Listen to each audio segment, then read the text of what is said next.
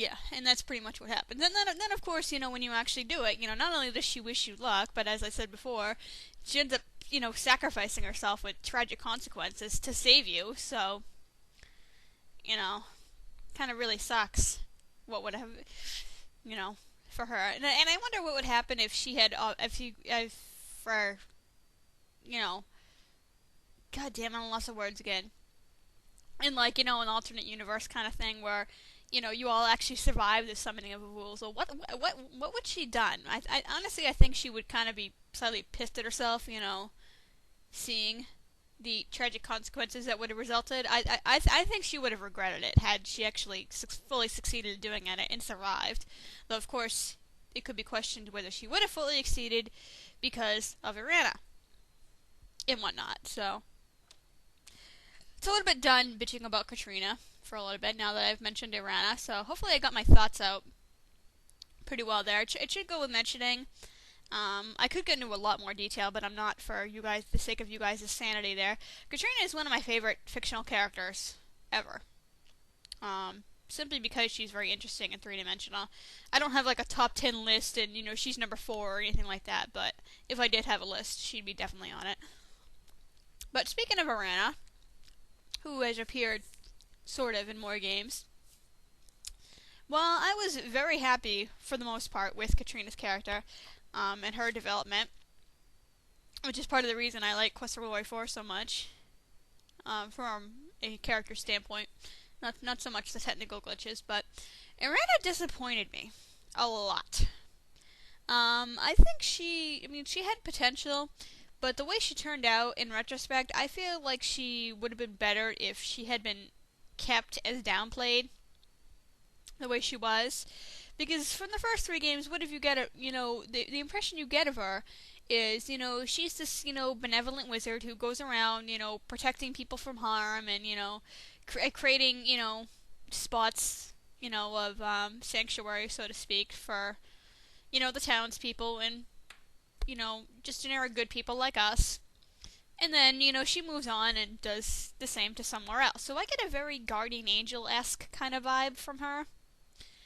And then comes Quest for Glory 4 with these dreams. Those things were really, really, really messed up. I mean, what's the point of breaking into my, somehow through whatever magic, breaking into my dreams and giving me a bunch of mind fucks? What the hell was up with that? Yeah, I know it was probably, mostly supposed to represent the what you later find out was her kind of struggle in purgatory, evenly matched with a woozle sort of thingy, but, her desire to be free and all that stuff. And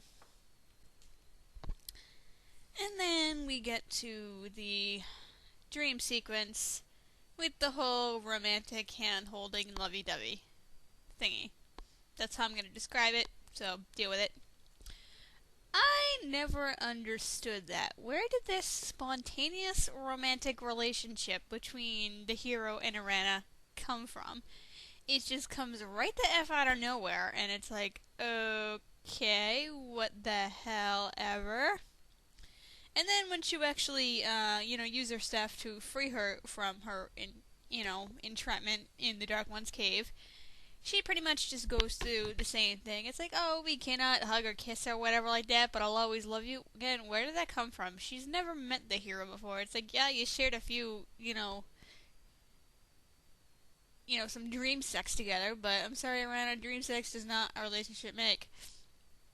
This with Katrina, you actually had actual interaction with her, and you actually had to have an opportunity to, flirt with her and stuff. Erana, you never did that with, so where did that come from? I don't understand it.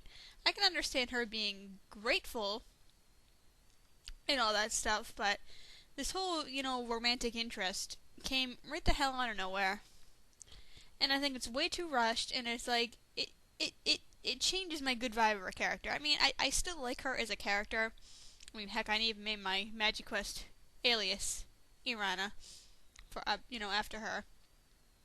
So it's not like it made me, hate her or anything like that. I just don't like where that character line went with her. And like I said before, I think she was better as downplayed and, kept this sort of just, guardian angel, behind the scenes kind of gal. I think she was better off that way. I mean, not that I'm against you have the opportunity to rescue her from Hades here, because I certainly think, after all she's done, she deserves it. But I just don't like the whole romantic aspect of especially since in like those two scenes they played it so much, made so much more emphasis on that rather than any actual romantic interaction between the hero and Katrina. Most of it was, you know, assumed, but with Erana and the hero, it was kind of like, it just felt really forced. And I think they could have kept the basic idea, but implemented it much better. I think it's just way too much. It makes me wonder if things were cut out of the game or anything like that. I don't know. I mean, because Erana didn't really make much of an appearance in that game, there's really not that much else to say about her. But one other very interesting fact that I haven't really had that much of a rational explanation of before. Any of you who have keen ears out there, you might notice, took me a little bit to realize this too. The music that plays during the dream sequences you have with Erana and the music that plays during your dates with Katrina is the exact same music.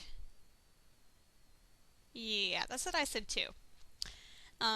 It would be one thing if they were like, one was like a remix of the other or used different instruments, because that's actually a common theme in video game and computer games, that two songs are similar because the characters or the situations involved do have a connection somehow. But it's never the same music, it's always just like, a rearrangement or something like that.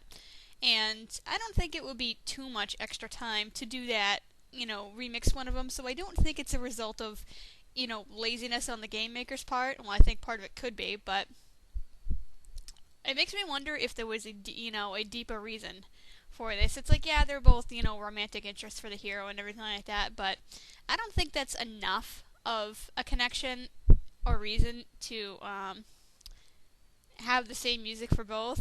And it also makes me wonder if Erana and Katrina ever knew each other.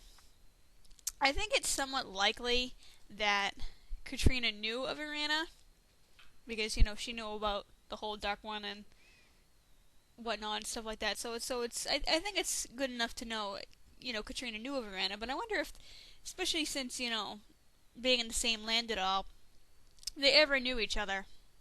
Like, ever. I know I just said that, but it really makes me curious. I really wonder if they did, and what their reaction to each other would be. And it also begs the question, who would win in a fight, Erana or Katrina? Honestly, I think that's a really tough question, because on one respect, I think Katrina would win just by default, because simply